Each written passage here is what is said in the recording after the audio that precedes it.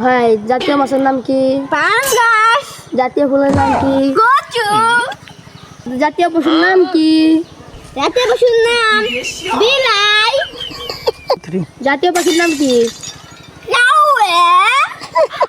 জাতীয় ফলের নাম কি? কলা। আমাদের দেশের জাতীয় সাপের নাম কি? ঠান্ডা।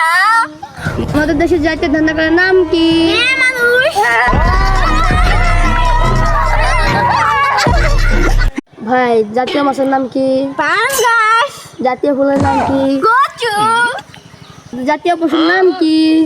জাতীয় পশুর নাম বিলাই। জাতীয় পাখির নাম কি? কাউয়া। জাতীয় ফলের নাম কি? কলা।